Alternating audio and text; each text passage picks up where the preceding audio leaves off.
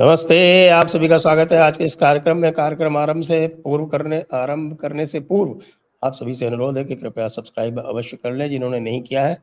जिन्होंने किया है वो बेल आइकॉन भी अवश्य दबा दें, एक बार चेक करके। और आप सभी से ये भी अनुरोध है कि कृपया इस वीडियो को अभी से शेयर करना आरंभ कर दें। देखिए, आपने फ़ेज़ 1 में रिकॉर्ड बनवाया था, तो उसको हम सोचते हैं कि आप तुड़वा दें तो अच्छा है ना, 14,000 व्यू वॉचिंग कंकरेंटली का। आइए, हम अपने मेहमानों का स्वागत करते हैं। ओंकार चौधरी जी, नागराजन सुंदरम जी, अभिषेक जी और हमारे रेज़िडेंट एक्सपर्ट वरुण उपासनी। तो आप सभी का स्वागत है। फ़ेज़ 3 का विश्लेषण करने हम जा रहे हैं। फ़ेज़ 3 के विश्लेषण से पहले एक आपको ब्रेकिंग न्यूज़ बता देते हैं, और ब्रेकिंग न्यूज़ ये है कि मायावती जी ने अपने उत्तराधिकारी एवं national coordinator BSP Shri Akash Anand को हटा दिया है। तो सबसे पहले यहीं से चर्चा आरंभ करेंगे। अभिषेक जी, आपको कोई आइडिया है क्या, क्यों हटा दिया भाई आकाश आनंद को? क्या हो गया? आकाश आनंद कोऑर्डिनेट नहीं कर पा रहे थे जो मायावती जी चाहती थी? क्या चाहती थी वो? मायावती जी चाहती थी कि लॉन्ग टर्म में समाजवादी पार्टी को नुकसान पहुंचे और 1-on-1 बीजेपी वर्सेस बीएसपी हो जाए। लेकिन दोनों को ही नुकसान पहुंचा देंगे तो ये खेल में थोड़ा-सा दिक्कत होता ना। तो जिस हिसाब से टिकट बाँटा, हालाँकि मायावती ने स्वतंत्रता दी थी और उसका परिणाम भी दिख रहा था कि जौनपुर, सोचिए हम लोगों ने दूसरे चरण में ये डिस्कस किया था कि जौनपुर कितनी फँसी हुई है। आज हम ये डिस्कस कर रहे हैं कि जौनपुर में एक मामला अब एक तरफ़ा हो गया। किस प्रकार से धनंजय सिंह की वाइफ ने स्वयं कहा कि भैया हमको नहीं लड़ना है चुनाव। बहुत सारे खेल चल रहे हैं यूपी में। तो मुझे जौनपुर में योगी जी बस्ती में उन्होंने अ, हरीश अवस्थी के सामने ब्राह्मण को टिकट दे दिया था, उसको बदल के जी, पटेल को कर दिया। पटेल को कर दिया। मैं वही कह क्योंकि रहा हूँ कि हर सीट पे समाजवादी का जो कैंडिडेट है वो पटेल है। जी, बिल्कुल। मैं हर सीट पर देख रहा हूँ कि अब बीएसपी अपने कैंडिडेट्स बदल रही है और मुझे इसी बात पे योगी जी का वो याद आ गया जब उन्होंने कहा था कि 80 की 80 जीतेंगे। आज मैनपुरी में जिस प्रकार से वोटिंग हुई है, दहल गई है समाजवादी पार्टी।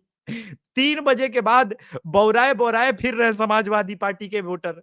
अब ठीक है, वो जीत जाएगी क्लोज़ मार्जिन से क्योंकि गढ़ रहा है, क्योंकि लेकिन लेकिन इस प्रकार का शिफ्ट आप प्रेडिक्ट भी नहीं कर सकते हैं, जिस प्रकार का हुआ है। आप तो इतना क्या होगा उस कॉन्फिडेंटली ये मत बोलिए कि जीत जाएगी, क्योंकि मैं आपको बता दूं कि जसवंत नगर में जो लीड एक्सपेक्ट कर रहे हैं वो उनको नहीं मिलने वाली है। करहल से हुँ। जितना निकाल सकते हैं उतना निकाल सकते हैं। बाकी मैनपुरी और भोगांव में वहां पे रिकॉर्ड लीड लेने वाले हैं ठाकुर जयवीर सिंह जी, ये ध्यान रहे यही तो आपको। कारण है सर, इसीलिए 3 बजे शाम के बाद से ही सपाई बौराए फिर रहे हैं कि वोटिंग नहीं होने दिया मोदी जी ने, योगी जी ने। योगी जी फर्जी हमारे वोटरों के नाम काटे हैं, हमारे लिस्ट में नहीं है। हम लोग जब ये मेरे को तो ये 2022 समझ में आता, सभी लोग यहाँ बैठे हुए हैं, कृपया बताएं, ये लिस्ट में नाम नहीं थे, इसके लिए तो सीधे-सीधे वोटर उत्तरदायी है भाई। उसका दायित्व तो बनता है कि अपना नाम चेक करे। खैर चलिए, आगे चलते हैं। सबसे पहले तो बात करें आज का जो टर्नआउट है, तो टर्नआउट तो जो मुझे दिख रहा है इन्हीं 93 सीटों पर। अब मुझे ये नहीं समझ में आ रहा कि जो 94वीं सीट है यानी सूरत की, उसका क्या माने? उसका 100% माने या 0% माने? बीच का तो कुछ हो नहीं सकता। चलिए छोड़ देते हैं उसको। तो जो 93 सीटें हैं जिन पर आज मतदान हुआ, उनका प्रतिशत था 67.33। 67.33। इस समय जो ऐप दिखा रहा है, मेरे सामने है, वो दिखा रहा है 63.23। और आपको भी पता है कि 5% का इज़ाफ़ा पहले और दूसरे फ़ेज़ में हो चुका है, पहले दिन के जो फ़िगर आए हैं उससे। तो अगर ये माने तब तो फिर अगर इसमें भी 5% का इज़ाफ़ा हो गया, तो भाई ये तो बढ़ जाएगा। ओंकार जी। में भी जो हल्ला मचा था और जो शुरू में फिगर आई थी, उसमें तो यही कहा गया कि साहब टर्नआउट बहुत कम है, पिछले मुकाबले 7 से 8% और कहीं-कहीं 10% और 12% तक कम है। लेकिन बाद में जो फिगर फाइनली चुनाव आयोग ने हमारे सामने रखी, देश के सामने रखी, उससे तो नहीं लगा कि कोई बहुत ज़्यादा अंतर है या टर्नआउट में कोई बहुत ज़्यादा किसी तरह का कोई निरुत्साहित करने वाली चीज़ें हैं। और इस बार भी जैसा आपने कहा है, तीसरे चरण का जो मतदान हुआ है, इसमें भी अगर हम देखें ध्यान से, कुछ प्रदेशों में ज़रूर थोड़ा-सा हल्का-सा झटका लगता हुआ दिखाई दे रहा है। लेकिन ओवरऑल जब हम देख रहे हैं औसतन, तो मुझे नहीं लगता कि 2019 के मुकाबले तीसरे चरण में मतदान जो है वो कम हुआ है, टर्नआउट कम हुआ है। अ, लगभग उतना ही निकलेगा, 1 आध प्रतिशत बढ़ भी सकता है। तो अ, अब इसको ये लोग किस तरीके से फैलाएँगे और क्या बताएँगे कि ये मोदी जी के खिलाफ है या विपक्ष के खिलाफ है? और ये तो लगातार बात कही ही जा रही है कि भई अगर धूप की वजह से, अगर कुछ दूसरी वजहों से थोड़ा बहुत अगर कमी आ भी रही है, तो वो अंडरस्टूड है। और ये बात मैं शुरू से कहता रहा हूँ, पहले चरण से कहता रहा हूँ कि एक संतुष्टि का भाव है लोगों में कि मोदी जी तो आ ही रहे हैं। तो वो जो संतुष्टि का भाव है, और पहले चरण में ये पता भी लगा था, जो शुक्रवार पड़ रहा था, हालाँकि दूसरा भी शुक्रवार ही पड़ रहा था, कि लोग जो है अपना गाड़ियाँ लेकर के, परिवार को लेकर के छुट्टियाँ मनाने के लिए निकल गए थे। लेकिन दूसरे चरण के बाद से वो टेंडेंसी थोड़ी कम दिखाई दे रही है। उस तरह की खबरें कम से कम अब नहीं आ रही हैं। तो या तो इसकी वजह ये रही हो कि अ, उनको दिखाई दे रहा हो कि भई कहीं दूसरा खतरा जो है वो हमारे सिर पर ना बैठ जाए आकर के। तो इसलिए लोग थोड़ा सतर्क हुए हैं और अपने दड़बों से निकल कर के अब उन्होंने लाइन लगानी शुरू की है। पर मुझे लग रहा है कि ओवरऑल लगभग फिगर वही रहेंगी।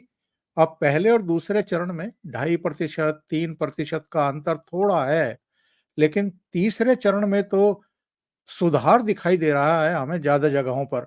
गुजरात में थोड़ा-सा कम दिखाई दे रहा है, महाराष्ट्र में थोड़ा-सा कम दिखाई दे रहा है। अ, और महाराष्ट्र में जो दिखाई दे रहा था उससे बढ़ गया है। इन 11 सीटों का मतदान प्रतिशत 58.25 था और इस समय जो दिख रहा है वो है 60.78।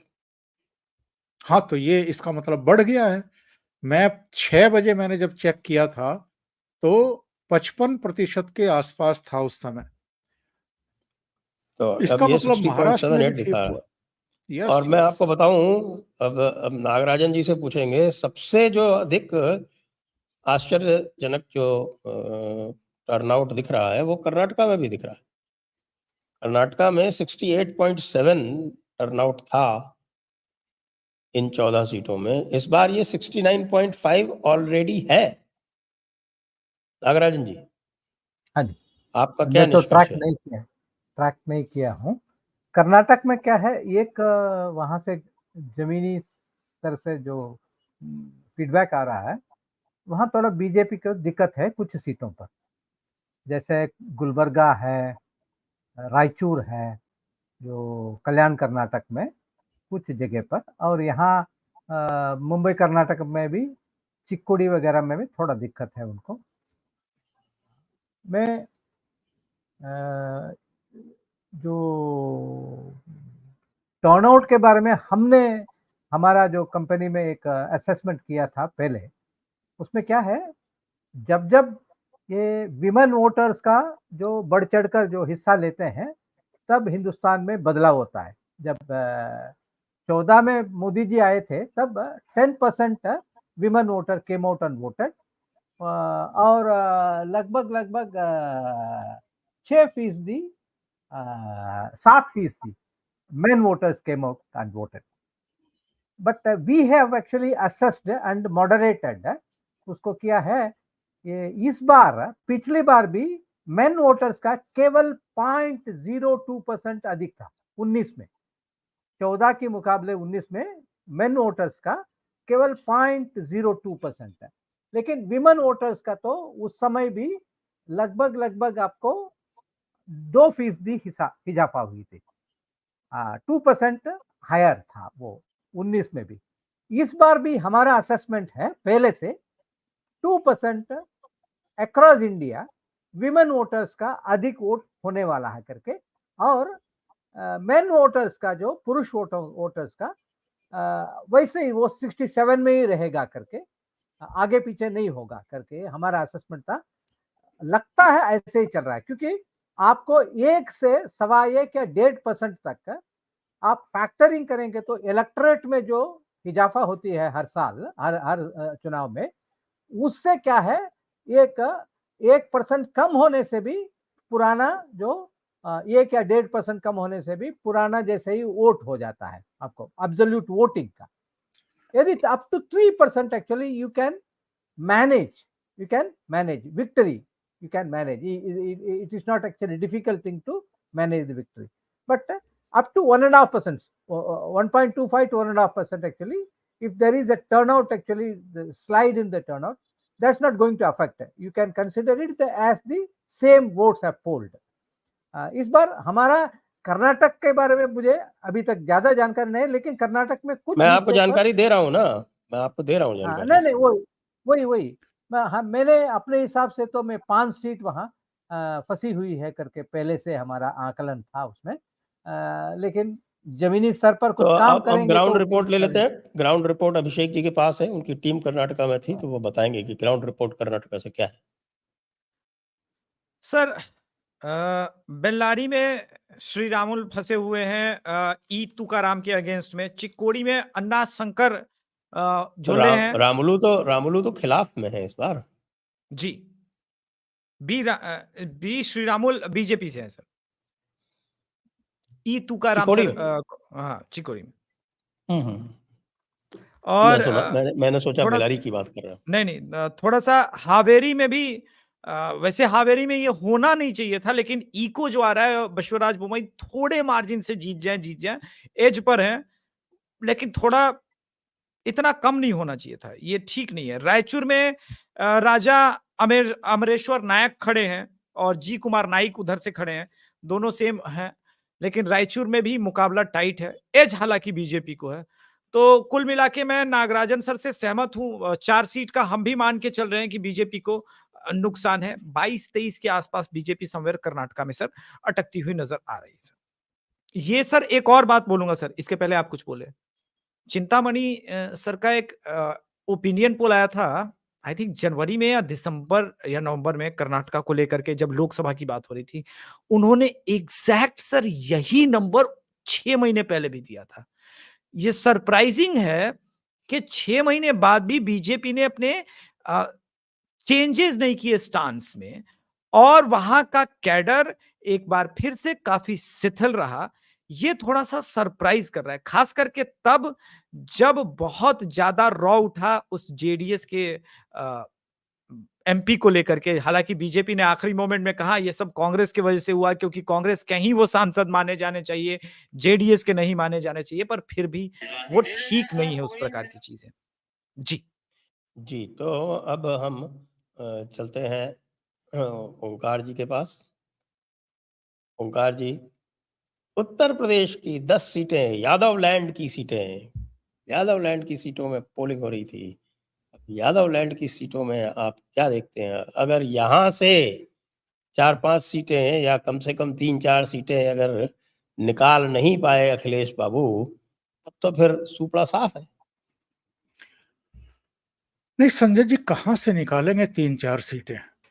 उनको संभल से, फिरोजाबाद से, मैनपुरी से बहुत आशाएं थी, और वो देख रहे थे कि कुछ एटा हाथरस में भी हाथ मार लें। देखिए, पिछली बार उल्टा-पुल्टा करने की कोशिश कर रहे थे।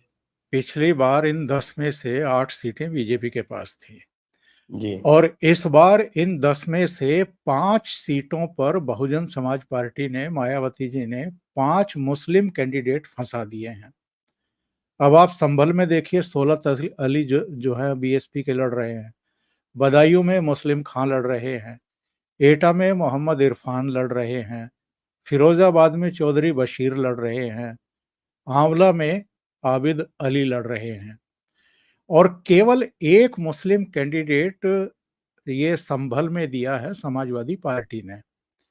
बाकी 3 यादव रिश्तेदार उनके अपने, एक डिंपल, एक अक्षय और एक इनके सुपुत्र क्या नाम आदित्य। शिवपाल के, जिनका फोटो बड़ा वायरल हुआ था लड़कियों के साथ में कि जी मेरा एक कॉलेज के समय का, मेरी जवानी का है, मेरे उन दिनों का है। तो आदित्य है, आदित्य।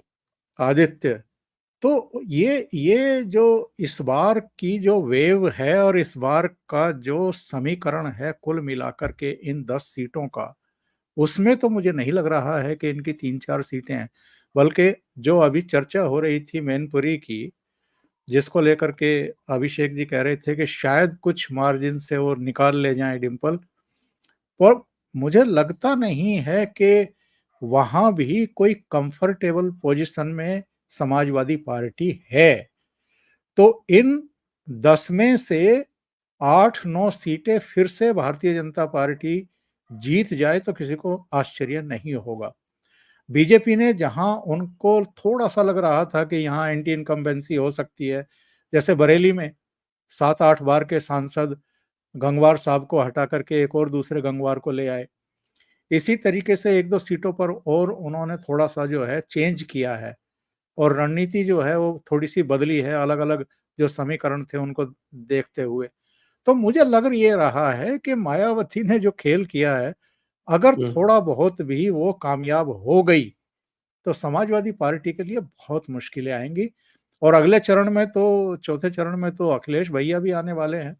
कन्नौज वाली सीट भी आ रही है। कन्नौज की सीट आ रही है। जी, जी। और मैनपुरी की आज की परफॉर्मेंस देखते हुए कन्नौज की सीट तो और भी बुरी तरह से फंसेगी। बिल्कुल।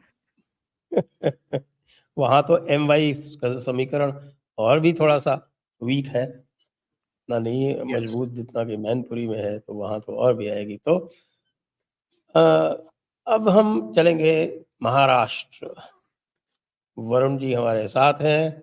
11 सीटों का मामला है। इन 11 सीटों में से जो विभाजन है वो ये है कि 5 सीटें लड़ रही है भारतीय जनता पार्टी और 6 6 सीटें लड़ रही है बीजेपी, 3 लड़ रही है एनसीपी और 2 लड़ रही है शिवसेना। तो पहले तो एनसीपी के बता दीजिए साहब, उस्मानाबाद, बारामती और रायगढ़। तो इसमें से पहले तो सबसे जो टॉक्ड अबाउट सीट है बारामती। तो बारामती का इस बार ऐसा लग रहा है कि सुप्रिया सुळे हार जाएंगी, क्योंकि उसके पीछे रीजन ये है कि बारामती जो है उसमें 6 असेंबली सेगमेंट्स है, जिसमें से पहले जो थे वो 4 एनसीपी और कांग्रेस के पास हुआ करते थे और 2 बीजेपी के पास हुआ करते थे। तो जो 2 बीजेपी सेगमेंट्स थे उसमें तो बीजेपी को काफी लीड मिली थी, पर जो एनसीपी के सेगमेंट्स थे उसमें आप देखिए कि जो बारामती वाला ये था असेंबली, उसमें करीब-करीब सुप्रिया सुळे को 1.25 लाख की लीड मिली थी। जहाँ बीजेपी को करीब हुँ। 45,000 वोट थे, वहाँ हुँ, बारामती में हुँ। सुप्रिया सुळे को पौने 2 लाख वोट थे और हुँ, हुँ, इगतपुर में हुँ। भी करीब-करीब 80,000 की लीड सुप्रिया सुळे को मिली थी। कुछ ऐसे ही 50,000 और 1.25 लाख का डिफरेंस था। इंदापुर। इंदापुर। इंदापुर हुँ। में भी 80,000 का लीड था। तो ये करीब-करीब 2 सवा 2 लाख का लीड सुप्रिया सुळे को ये 2 एनसीपी सेगमेंट से मिला था।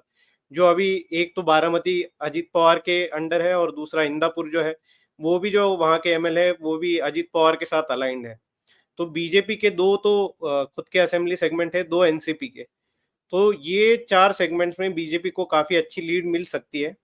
अगर हम 50-50% भी मार्जिन मान लें कि 50% एनसीपी अजित पवार के साथ है, फिर भी 1 सवा लाख का डिफरेंस तो यहीं पे आ जाता है। और बीजेपी सेगमेंट्स में पिछली बार इतनी लीड नहीं थी।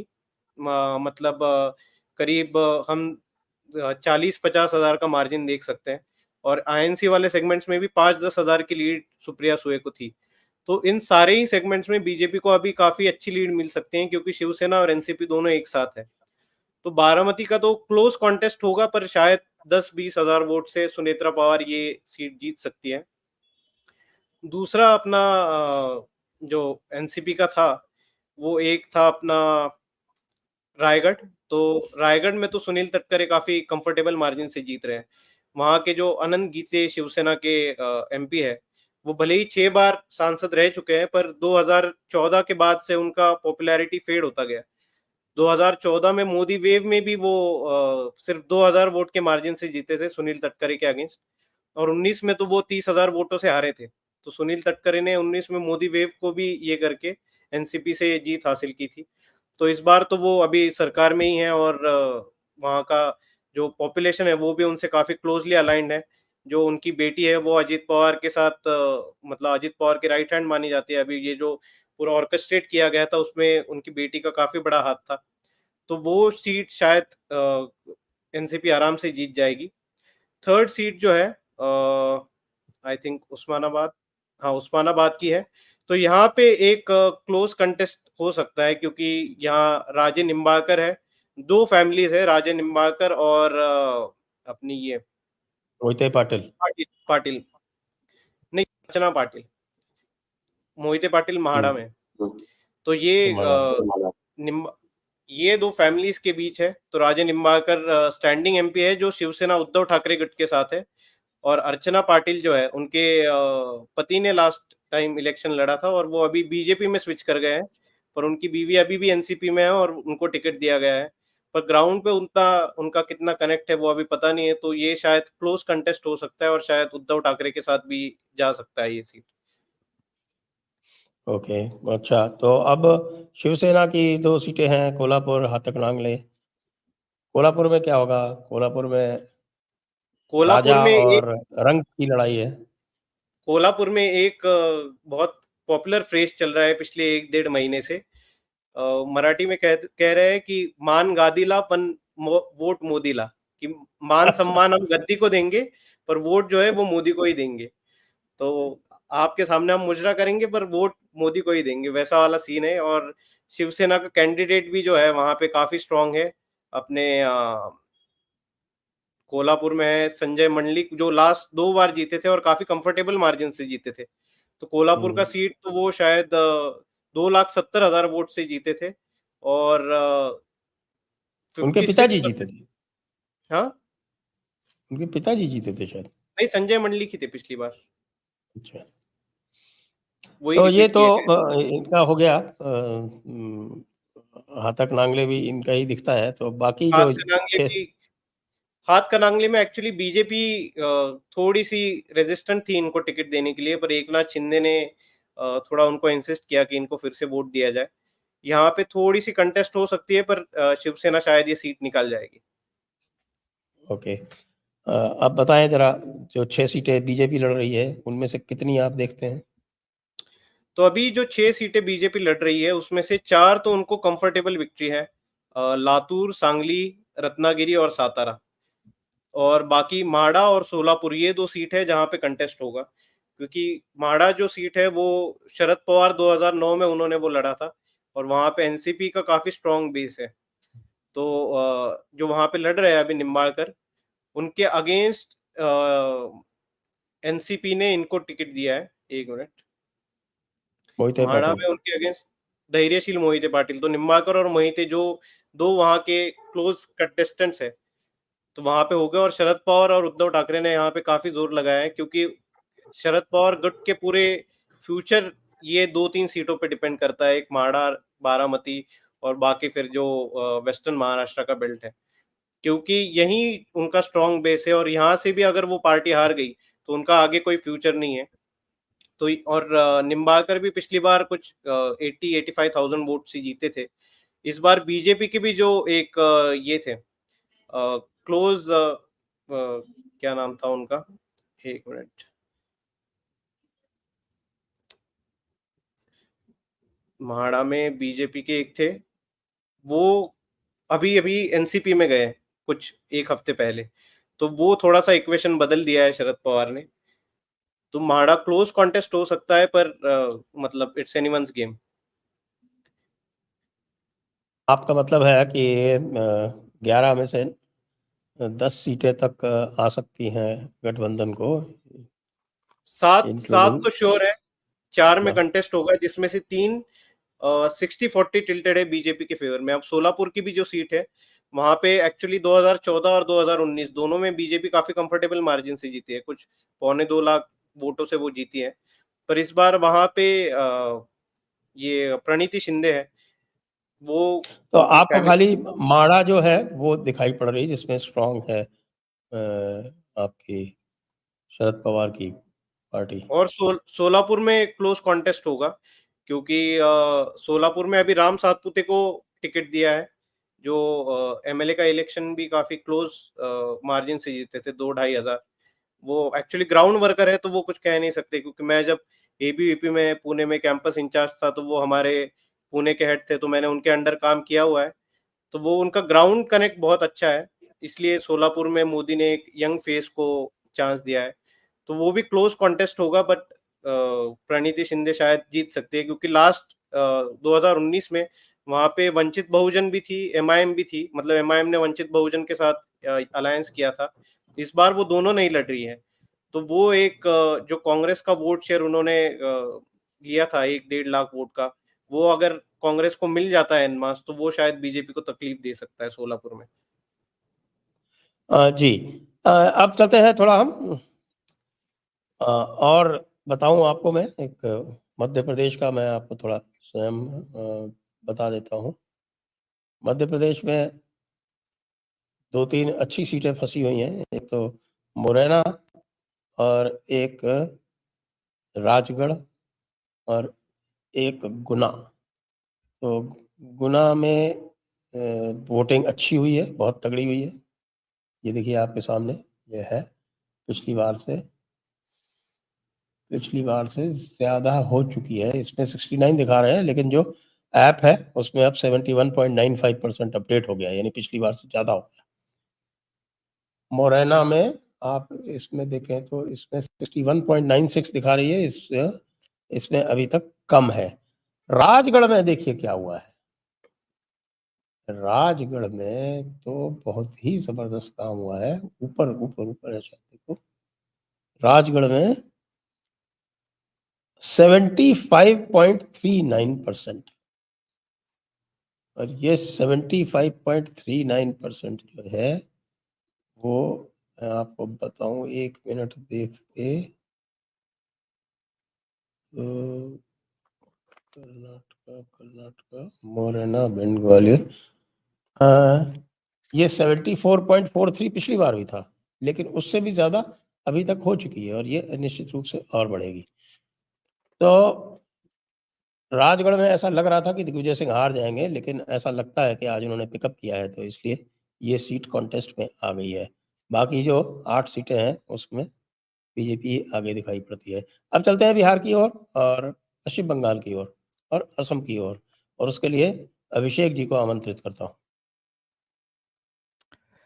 हाँ, सबसे पहले झंझारपुर से बिहार में शुरू करेंगे। रामप्रीत मंडल जेडीयू के और संतोष महासुमन ये बीजेपी के नेता थे जिनको वीआईपी ने टिकट दिया, और जो पिछली बार गुलाब यादव चुनाव लड़ रहे थे आरजेडी से, वो इस बार निर्दलीय खड़े हुए।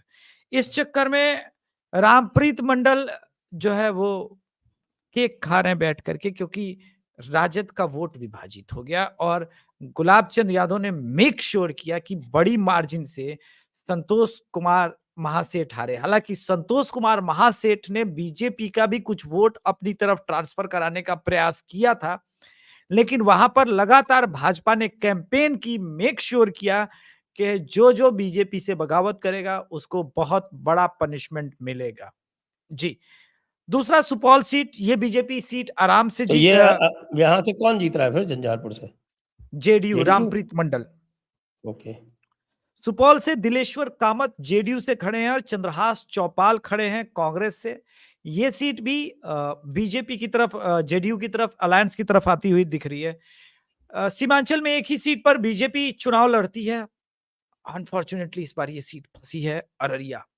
प्रदीप कुमार सिंह और शहनवाज आलम ऑल इंडियन इत्तेहाद मुसल्लमीन के पहले विधायक थे, बाद में वो उनको तोड़ा गया और वो राजद में शिफ्ट हो गए। उसको लेकर के मुसलमानों में नाराजगी है पूरे सीमांचल में कि मुस्लिम विरोधी एजेंडे पर काम कर रही है आरजेडी। एक तो मुसलमानों को ठग रही है, ऊपर से ओवैसी को हम लोगों ने जिताया था, वो छोड़ करके भाग रहे हैं। किंतु वहां पे बीजेपी के प्रदीप कुमार जो खड़े हैं, उनकी समस्या यह है कि एक मंडल निर्दलीय खड़े थे जिनको कोयरी और कुर्मी दोनों वोट ठीक ठाक मिल रहे हैं। इस वजह से यह मामला फंस गया है और इसको मैं येलो जोन में रखता हूं। क्लोज मार्जिन से संभवतः प्रदीप कुमार निकल जाए तो निकल जाए, लेकिन मार्जिन में ये फंसी हुई सीट है। अररिया अररिया की बात थी है। अब आते हैं जी। मधेपुरा। गोप की राजनीति है, दिनेश चंद्र यादव वर्सेस डॉक्टर कुमार चंद्रवंशी। ये सीट भी जेडीयू निकाल रही है और इसमें मुझे कहीं कोई शक नहीं है, ये मार्जिन 2 लाख के ऊपर का रहेगा। खगड़िया राजेश वर्मा वर्सेस संजय कुमार सिंह कुशवाहा। ये दोनों सेम जाति से, राजेश वर्मा भागलपुर से आते हैं, लेकिन रामविलास पासवान लोजपा की पार्टी से लड़ रहे हैं। पिछली बार महबूब अली कैसर यहां से सांसद थे, 2.5 लाख का मार्जिन था। एक तरफ 51% वोट हुआ था, दूसरी तरफ 57%। वीआईपी के पास पिछली बार ये सीट थी, लेकिन इस बार कहानी बदली। महबूब अली कैसर आ गए आरजेडी में, राजेश वर्मा जो कि बाहरी थे वो उनको मिला, और ये लेजिटिमेट टेस्ट हो जाएगा भाजपा के भी जो अब तक प्रदेश अध्यक्ष रहे सम्राट चौधरी, क्योंकि उन्होंने भी यहीं पे अपनी राजनीति खेली, सीखी, बड़े हुए। खगड़िया से ही जिसको कहते हैं रामविलास पासवान के आज बेटे चिराग पासवान ने वहां पे वोटिंग भी की, उनका भी वही, लेकिन और 2.5 लाख का मार्जिन। लेकिन फिर भी क्यों फंस रहा है?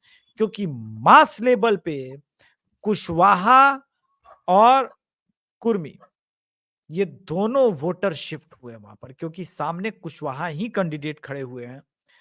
लेकिन ये सीट क्यों फंसी? फिर ये सीट इसलिए फंसी क्योंकि आरजेडी के कुछ लोगों ने कहा कि अगर यहां से लाल सलाम वाले जीत जाएंगे तो ये सीट हमेशा से लाल सलाम की हो सकती है गठबंधन में, इसलिए हराना आवश्यक है। इसलिए इस सीट पर भी मामला फंसा फंसा सा है। 50, 40, 60 हजार वोट से अगर राजेश वर्मा जीत जाए तो जीत जाए, अदरवाइज 3-0 या 1-2 जो भी मामला फंसा हुआ है, ये दोनों येलो जोन में मैं रख रहा हूं जी। दोनों येलो जोन में आप रख रहे हैं इसको, तो ये बड़ा इंटरेस्टिंग है। तो इससे पहले कि हम पश्चिम बंगाल, असम पे चले, एक बार छत्तीसगढ़ को भी देख लेते हैं। छत्तीसगढ़ की आज शेष 7 सीटों पर चुनाव था। छत्तीसगढ़ के बारे में मैं पूछूंगा ओंकार जी से। ओंकार जी, आपके कोई विचार हो छत्तीसगढ़ के बारे में? मैंने तो देखा अवश्य नहीं है, शेयर मैंने देखा नहीं है स्वीप है संजय सर जी। छत्तीसगढ़। जी, जी। पर छत्तीसगढ़ में तो खुद कांग्रेस वाले ही मान रहे थे पिछले दिनों, और ये बात तो खुल कर के सामने भी आ गई थी। एक वीडियो भी आ गया था जिसमें वो मान रहे थे कि पिछली बार तो 9 सीटें जीती थी बीजेपी ने, इस बार तो 11 सीटें जो है वो निकाल सकती है। बिल्कुल। तो छत्तीसगढ़ का तो बिल्कुल इस बार जो है एक तरीके से एक तरफा मामला है। कांग्रेस का सुपड़ा पूरी तरह से ही साफ है। बड़ी जी, समस्या जी। है। वैसे एक बात और बता दूं आपको, जब हमने आरंभ किया था ये कार्यक्रम, तो उस समय 62.95% था ओवरऑल टर्नआउट। अब हो गया है 63.53%। बड़ी तेजी से बढ़ रहा है, ये भी देखिए। तो अब जरा पश्चिम बंगाल में तो ये चारों सीटें तो गई, या मालदा उत्तर में कोई चांस है? पश्चिम बंगाल सर देखिए बड़ा इंटरेस्टिंग इसलिए हो जाता है। मालदा उत्तर में चांस है, लेकिन मालदा दक्षिण आप क्यों हरा रहे हैं? एक खेल तो किया ही था ना, जो कांग्रेस के कद्दावर नेता उन्होंने कहा कि जहां क्लोज मार्जिन पर भाजपा हारी थी टीएमसी से और कांग्रेस फाइट में नहीं थी, वहां पर इस बार बीजेपी को वोट देना है, क्योंकि टीएमसी को हराना जरूरी है। और ये बड़े कद्दावर नेता एकमात्र जो कि बंगाल में है, वो अधीर रंजन चौधरी जी हैं। उत्तर और दक्षिण दोनों मालदा में सर क्लोज फाइट है, निकल सकती इसमें से एक सीट। बाकी मुझे मुर्शिदाबाद में कोई संदेह नहीं है। अगर किसी के मन में हो कि बीजेपी जीत सकती है तो एक कप चाय पिए, कूल हो जाए, वो नहीं जीत रही है। जंगीपुर में हालांकि फाइट दे रहे हैं, लेकिन अब क्या करें? वो देखिए, मुर्तजा हुसैन कांग्रेसी को वोट ही नहीं दिया मुसलमानों ने। मुर्तजा हुसैन तो खड़े थे खलीलुर रहमान के आगे, लेकिन मुर्तजा हुसैन को वोट मिले तब तो मुसलमान का भी तो माइंडसेट एकदम क्लियर है ना इस बार कि कहां कैसे वोट करना है। तो एक यही इशू प्ले कर रहा है। बाकी अब ये देखिए कि बीजेपी के लिए में कुछ था भी नहीं बहुत ज्यादा, तो ये तो डेमोग्राफी का प्रभाव है और इस प्रभाव में तो ये होना ही था। असली मुकाबला शुरू होगा अगले राउंड से। जी, बंगाल का असली मुकाबला अगले राउंड से शुरू है। ये राउंड तो दीदी के लिए बेटर पोजीशन पे था, लेकिन फिर भी मुझे लगता है कि मालदा उत्तर शायद बीजेपी फिर से जीत जाए। हाँ जी, तो अब असम की 4 सीटें थीं, 4 सीटों में से इसमें बारपेटा एक कंस्टिट्यूएंसी, एक तो गुवाहाटी, बारपेटा, धुबरी। हाँ, धुबरी की बात करने का कोई मतलब नहीं है, वो तो बदरुद्दीन की है। वो तो है। और बारपेटा जब डिलिमिटेशन हुआ तो बारपेटा और डुबरी जो थी, बारपेटा जो थी वो 53% मुस्लिम मेजॉरिटी थी, वो घट के लगभग 43% मुस्लिम माइनॉरिटी हो गई है। जी। और बड़ा अजीब सा डिलिमिटेशन हुआ। जब डिलिमिटेशन करते हैं तो डिलिमिटेशन में सारी जो कॉन्स्टिट्यूंसी को लगभग बराबर पॉपुलेशन में बांटते हैं। फिर आप देखिए कि करीब 6-7 लाख 7,28,000 मुझे बताया गया है कि बारपेटा की मुस्लिम पॉपुलेशन शिफ्ट हो गई डुबरी में। और आज की डेट में डुबरी में है लगभग 22 लाख वोटर और बारपेटा में है 16 लाख। जी। अब इससे जो है आप निष्कर्ष निकाल लीजिए। तो बारपेटा जो कभी नहीं जीतते थे ये, वो एजीपी लड़ रही है, एजीपी जीतेगी। और हाँ, एक फणिभूषण चौधरी जो है वो जीतेगी। मैं वही कह रहा था एक चीज। कोकराझार वैसे भी बीजेपी को ही जीतना है, तो कोई कहने वाली बात कोकराझार नहीं में तो कोई दिक्कत नहीं है।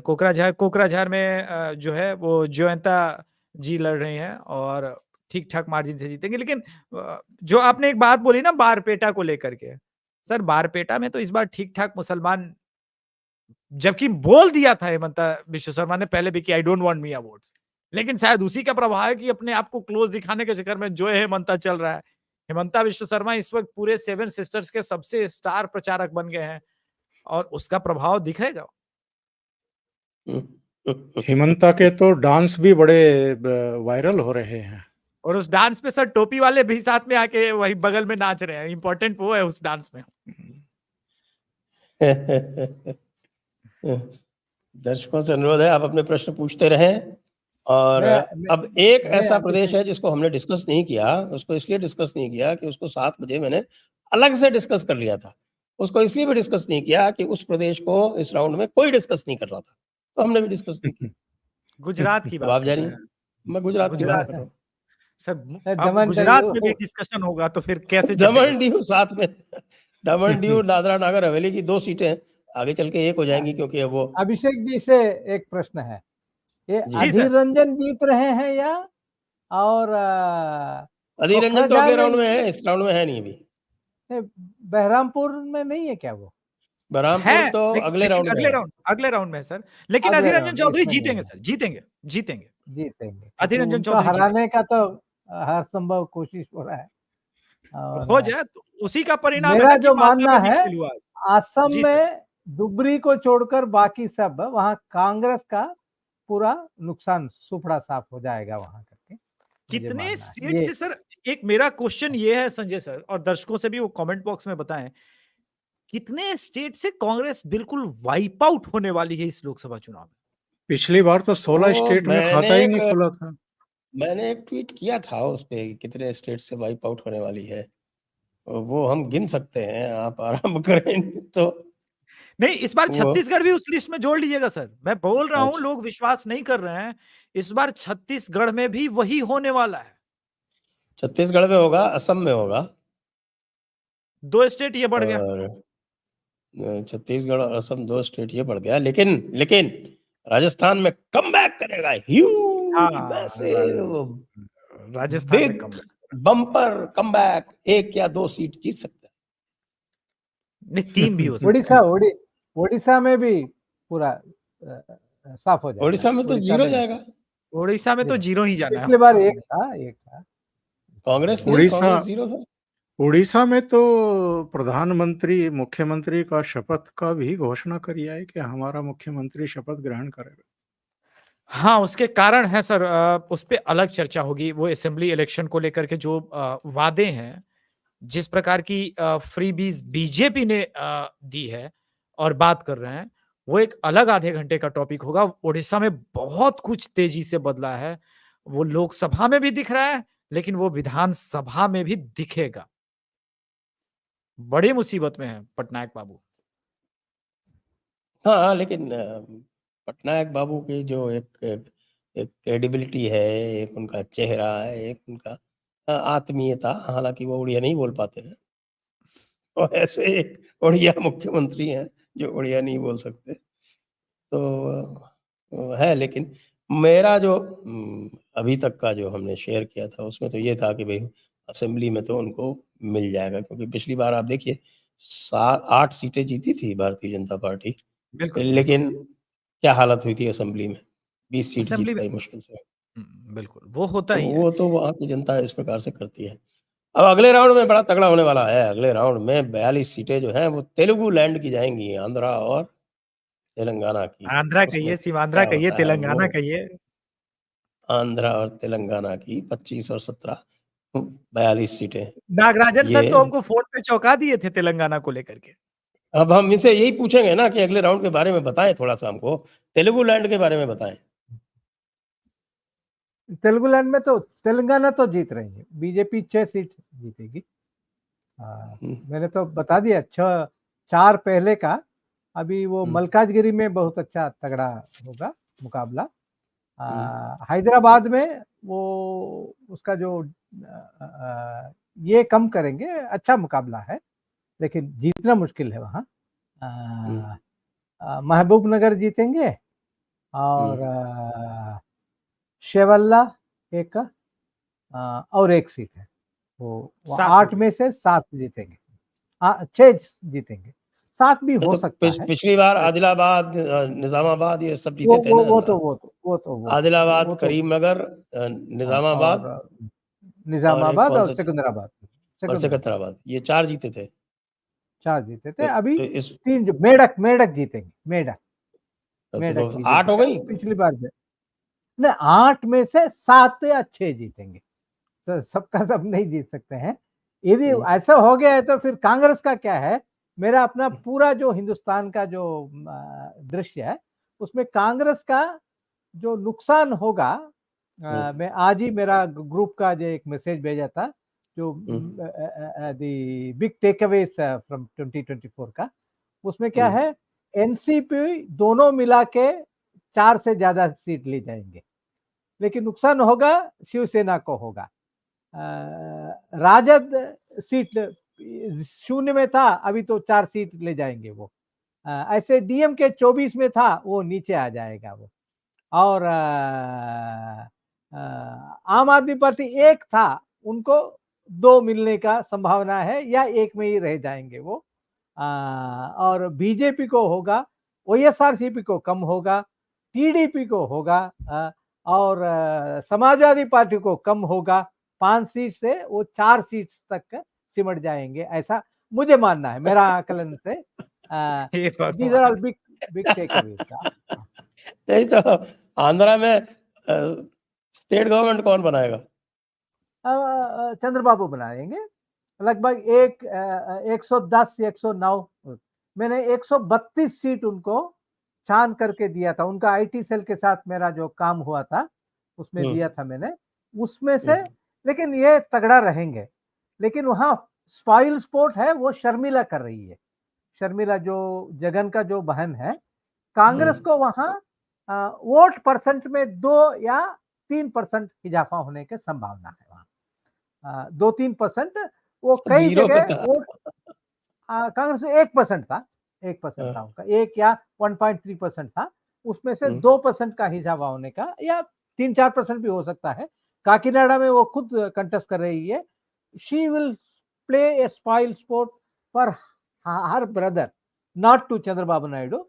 Otherwise, Jagan actually in Kakinada, Kadapa, Kurnool, Araku, all these places, they are very strong. तो उनको जो नुकसान है ये शर्मिला की वजह से ज्यादा हो रहा है। इनको तो चंद्रबाबू नायडू को तो अरिथमेटिक है, तीनों मिल गया है। ये हाँ, थोड़ा पहले करेंगे तो मैं तो अभिषेक जी से 1 साल पहले का इंटरव्यू में ही कहा था, इन लोगों को मिलना चाहिए करके। हुँ, तब तो मैं तेलंगाना में 9 सीट दिया था बीजेपी को। आपके राइट। प्रोग्राम ओके, में ही दिया था मैंने। हाँ, अच्छा, ओके। तो बीजेपी को कितना सीट कर्नाटका आएगा इज आंध्रा द में? Karnataka is the problem for BJP के लिए वही वो 4 सीट सर वहां पे आंध्रा से रिकवर हो जाएगा सर, कोई बात नहीं। आंध्रा से वही दिक्कत है वहाँ, देखेंगे आंध्रा में उसका। तो 7 सीट लड़ रहा है ना बीजेपी, हाँ हाँ हाँ, तो उसमें से कितना आंध्रा में जीतेगा?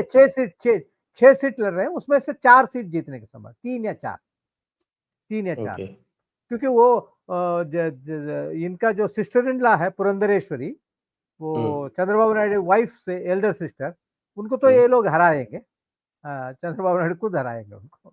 अच्छा, वो तो पावर पॉलिटिक्स है विद इन फैमिली, वो उनको क्यों जिताए वो। Okay, okay. तो अब आइए, अब चलते हैं दर्शकों के प्रश्नों की ओर, और दर्शकों के बहुत सारे प्रश्न आए हुए हैं। दर्शकों के प्रश्न ले लेते हैं और जल्दी लेते हैं। आप लोगों से भी अनुरोध है कि शॉर्ट आंसर ही दें।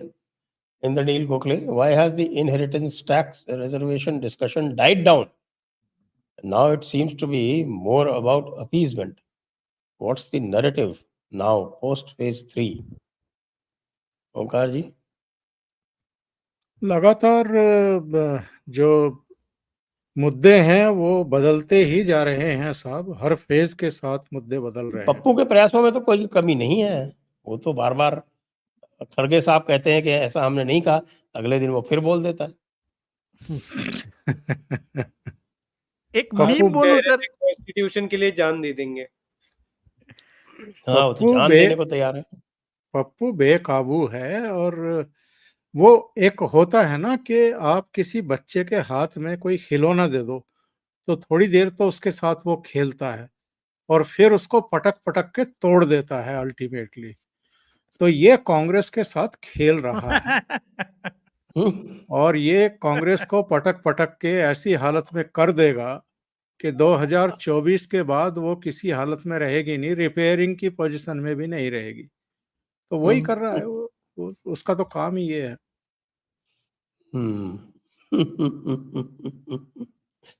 तो ये इनका इंद्रनील जी का उत्तर हो गया। अगला प्रश्न इंद्रनील जी का है, BJP supposedly leading in all phases, especially phase 1, then 179 seems low. I hear other nationalistic YouTubers, भाई हम नेशनलिस्टिक हो सकते हैं लेकिन रियलिस्टिक भी हैं इंद्रनील जी, तो इसलिए 179 पे ही रखेंगे हम अपने आप को। हालांकि इसका जो है वो कई लोग कह रहे हैं कि साहब की 179 is on the lower side, 190 is average and 200 plus is on the optimistic side, ऐसा लोग कहते हैं। लेट अस बी कंजर्वेटिव, अभी तो जब फाइनल टैली आएगी तब देखेंगे। S Singh, sir, aspirants who are preparing for government jobs are not happy with government. Either paper gets leaked or gets stuck in high court. Very much issue of employment. Abhishek ji? देखिए ये मुद्दा हमेशा ही रहता है और रहा है, लेकिन अनफॉर्चुनेटली इस मुद्दे पे वोट नहीं होता। ये इस देश के लिए भी अनफॉर्चुनेट है, लेकिन महंगाई, अब सोचिए मनोज कुमार वो गाना गाते थे, एक हमें यार की जुदाई मार गई, बाकी कुछ बचा तो महंगाई मार गई। अब महंगाई शशि डायन कपूर, खाया जात है। हाँ, महंगाई डायन, हाँ, शशि महंगाई कुमार डायन हाथ में वो खाया जात। दीवार फिल्म में मुझे याद है कहते थे कि डिग्री ज्यादा है नौकरियां कम है, वो हमेशा ही मुद्दा रहा है, लेकिन उस पे वोट नहीं होता सर। वोट अगर उस मुद्दे पे होता तो लालू यादव 15 साल तक बिहार में राज नहीं करते। सीधा सीधा मैं गुना भाग देखिए, नहीं बिहार करता। की बात छोड़ दीजिए, बिहार में निर्माण हुआ है भगवान बुद्ध और महावीर का। अरे तो गजब बात वहाँ करते के हैं, तो समाजवादी वहाँ पार्टी की ने कौन सा तोप चला दिया था वहाँ सर? की धरती में कुछ और ही बात है। अच्छा, अब तो देखे हैं ना समाजवादी वहाँ, पार्टी की धरती पे यूपी में जो है आज तक वोट होता था, अरे विकास के नाम पे यूपी तो तो क्या है कि भाई यूपी दूसरी तरह का मामला है। वहाँ पे बिहार का वहाँ पे बड़ा भाई। हमारे वहाँ पे हमारे जैसे लोग हुए हैं ना वहाँ।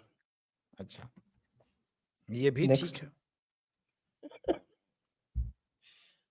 उत्कर्ष मिश्रा, हमारे यहाँ तो चंडीगढ़ में स्वीप है, इतनी वोटिंग करा दी है हमने यहाँ के, आज 2 कांग्रेस के वोटर को भी बूथ तक पहुंचा दिया जिसका इस पर मन नहीं था वोट देने का। मनोज छत्तीसगढ़ तिवारी का छत्तीसगढ़ छत्तीसगढ़ छत्तीसगढ़ छत्तीसगढ़ धन्यवाद आपका। Manmohan Mishra, impact of Ravenna scandal in Karnataka. जी, नागराजन जी। ये सब स्कैंडल से बहुत ज्यादा नहीं होगा, पहले से सेट हो गया। तो एक चीज है, कर्नाटक में उन लोगों का जो 5 वादा था, उसके ऊपर थोड़ा वो स्केल उस तरफ है। और कर्नाटक में क्या है, बीजेपी और इनका 10-12% का फासला लोकसभा इलेक्शन को देखें तो हर प्रदेश में ऐसे ही है। लेकिन उन लोगों का क्या है, 42% से ज्यादा उनका जो पिछली बार मिल गया था वो असेंबली इलेक्शन में, उसमें उन्होंने कंसोलिडेट किया है कांग्रेस ने। बीजेपी अपना अंदरूनी झगड़े में फंसे हैं वो, इसलिए कुछ ठीक नहीं कर पा रहे थे। वो सब लेट हुआ है।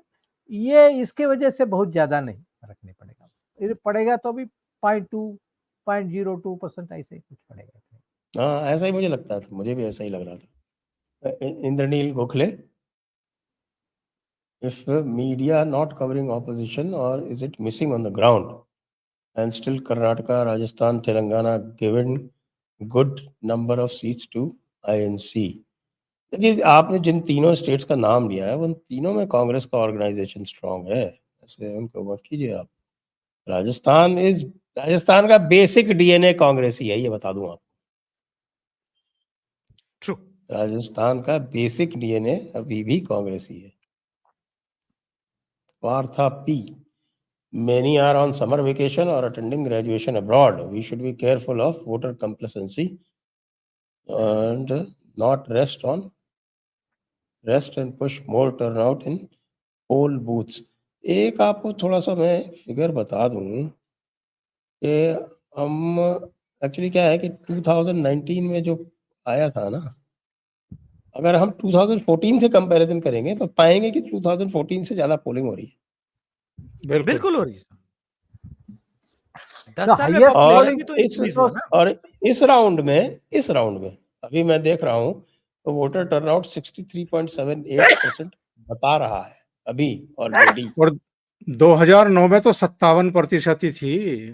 जी, तो अब ऐसा नहीं है कि कोई बहुत अधिक कोई इसमें चिंता की बात है। इस राउंड में तो ये 60 अभी 64 के आसपास है। ये जब फाइनल आएंगे तो ये 69 तक जाएगा। तो 69 जाएगा तो इसका मतलब जो ओवरऑल था 67.33 उससे ज्यादा चला जाएगा। ट्रू। नेक्स्ट, पंकज भाविस्कर जी, धन्यवाद आपका। Sachin Khandelwal ji, Modi ji in his concluding remarks to Times Now yesterday, question लाइए सामने। Advise that defensive mindset for Sanatan issues should make way to proactive setting of the narrative. Third time lucky for die hard Sanatanis. लग तो रहा है कल तो उन्होंने अशराफिया को भी चेतावनी दे दी भाई, सुना नहीं आपने? मुसलमानों को अच्छे से समझा दिया। अच्छे से बता दिया, सुधर जाओ। हिंदी में समझाया। और ये कहना कि इस गलतफहमी में मत रहो कि किसी को तुम सत्ता से बाहर कर सकते हो या सत्ता में ला सकते हो। इस माइंडसेट से बाहर निकल आओ और अपने बच्चों के भविष्य के बारे में सोचना शुरू करो। इतने सीधे शब्दों में नरेंद्र मोदी के साथ साथ अभी तक किसी ने कहा नहीं है नेशनल मीडिया में। सर ये भाषा योगी जी वाली थी, वैसे हिंदी नहीं थी।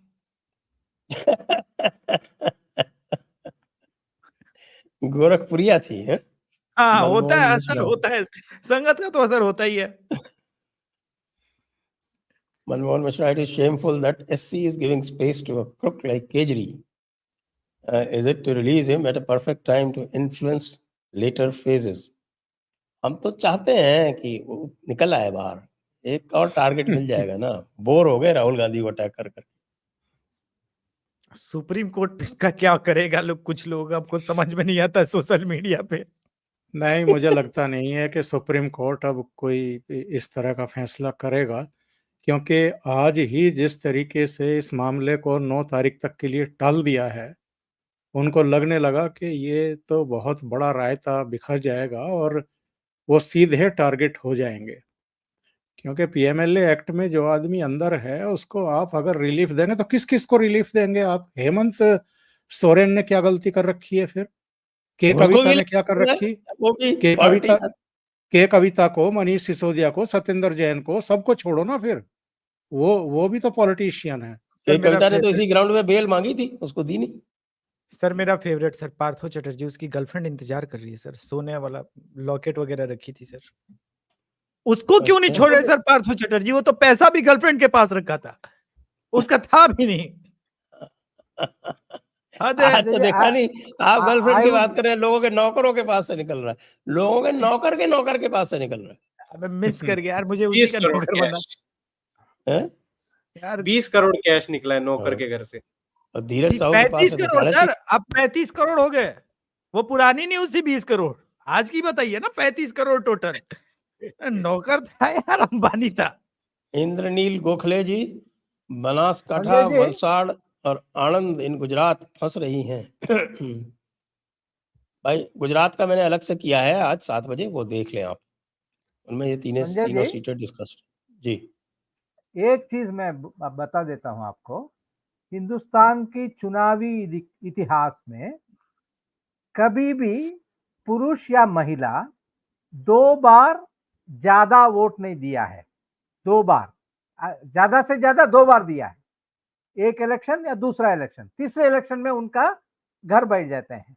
लेकिन अभी 2009 से लेकर अभी 2024 तक 4 बार महिलाओं ने बढ़ चढ़कर वोट दिया है। उनका हमेशा 2%, 2014 में तो 10% महिला बाहर आके दिया है।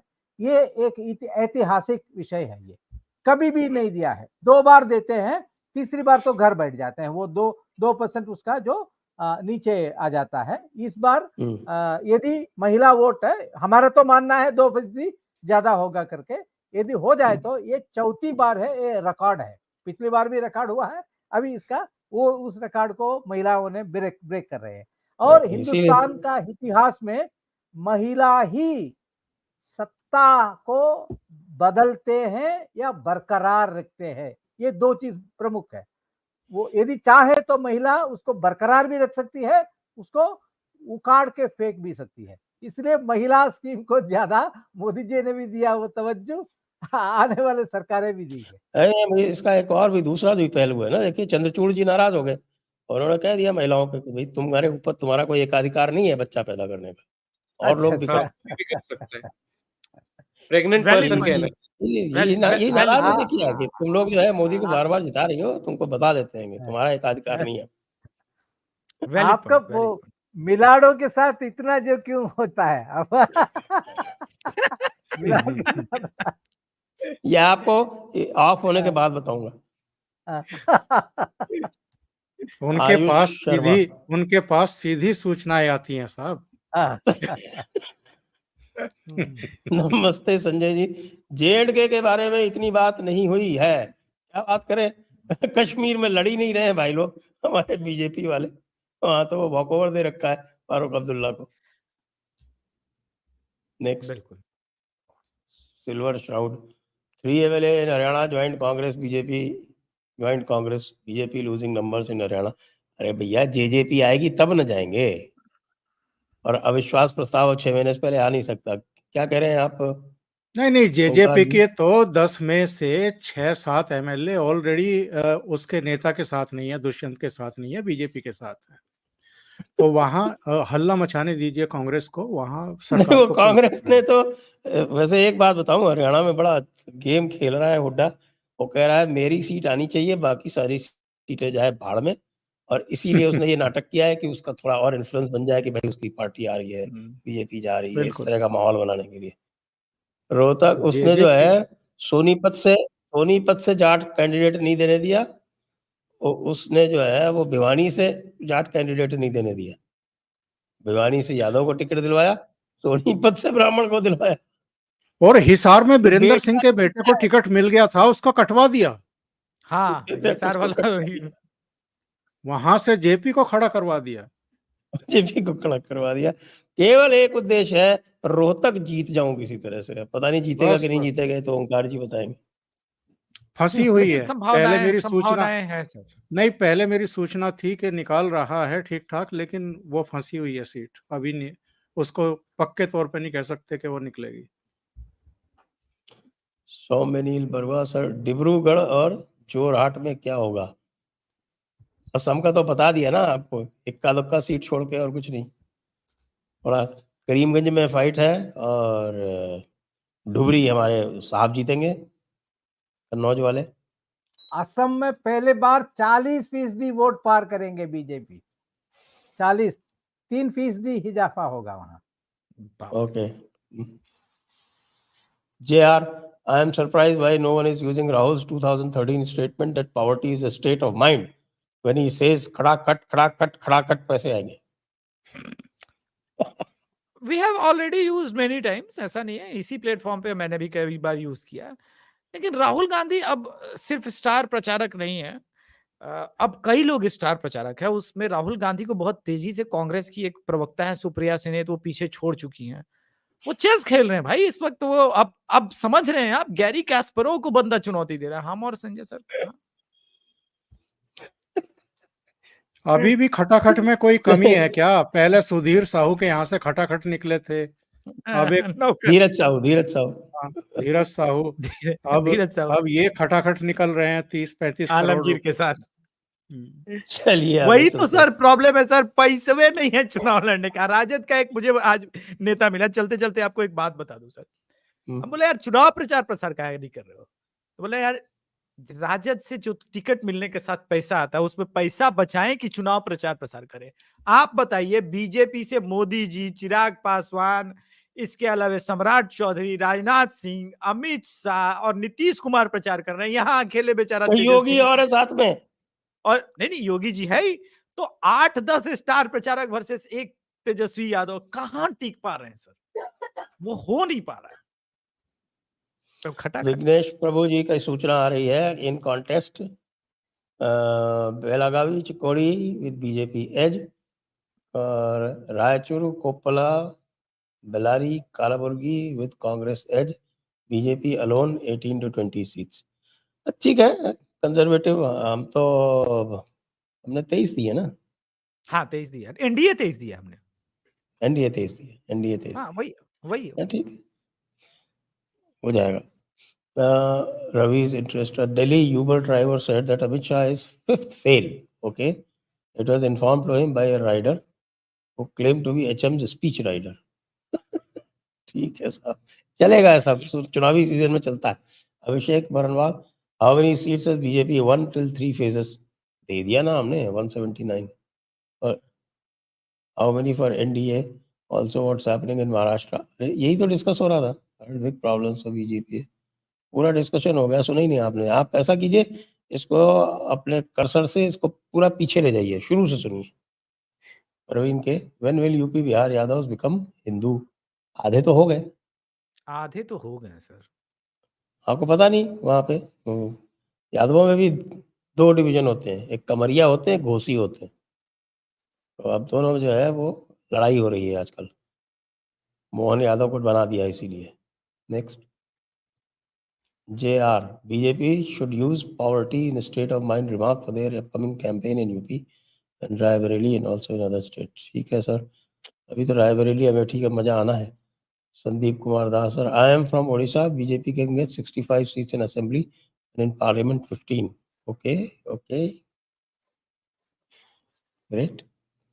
Shyam Yadav, hello sir to all। SD sir, please invite Carolina Goswami। He or she has good knowledge about caste system of Europe, deep state, and also exposes Dhruv Rathi। Many times he exposed। Kapula Dixit Reddy, सभी को नमस्कार। हरियाणा में 3 MLA switch to Congress. हाँ जी, पता है, makes no difference, अभी बता दिया ना ओंकार जी ने। Vighnesh Prabhu, Telangana will be stunner 9+। Okay, AP BJP 4 seats, TDP have one massive assurance on Vizag steel plant emerging with sale। BJP Odisha manifesto is equal to Chhattisgarh by BJP in Gujarat। Banaskantha Surendranagar small fight. हाँ जी, Nitish Kumar, is there really China influence in Indian election, either military और social media influence? कांग्रेसियों के दिमाग में तो है, बाकी ग्राउंड पे कहीं नहीं है। Rakesh Sharma, people still have sympathy with UT/SP in Maharashtra. क्यों भाई, है नहीं, क्या? शरद पवार के लिए है थोड़ी सी, उद्धव ठाकरे के लिए तो बिल्कुल नहीं है। शरद ओके। पवार के लिए बारामती और माड़ा साइड थोड़ी सी है, इसलिए माड़ा में क्लोज कंटेस्ट हो सकता है। पर बारामती तो फैमिली वर्सेस फैमिली है, तो उसमें शरद पवार के साथ सिंपैथी भी हो तो अजित पवार का जो एक डेडिकेटेड वोट बेस है वो तो उनके साथ जाएगा ही। पर बस बाकी माड़ा में उद्धव ठाकरे समझिए, माड़ा में समझिए, बारामती तो 100% सुनेत्रा पवार जीत रही है, और अगर ऐसा ना होता तो शरद पवार 2 दिन पहले अपनी तबीयत खराब बता करके सारे कार्यक्रम रद्द ना करते 6 तारीख के, और बारामती में मूढ़ा डाल करके ना बैठते। तो शरद पवार को पता है कि बारामती गया हाथ से, और बारामती गया इसका मतलब उनकी जो राजनीति है महाराष्ट्र की भी शून्य। हो गई। तो इसी के साथ आज का कार्यक्रम यहीं पर समाप्त करेंगे। आप सभी दर्शकों को बहुत-बहुत धन्यवाद। ओंकार जी को, नागराजन सुंदरम जी को, अभिषेक जी को और वरुण जी को बहुत-बहुत धन्यवाद। जय हिंद, जय भारत, वंदे मातरम। नमस्कार, जय श्री राम। जय श्री राम। वंदे मातरम।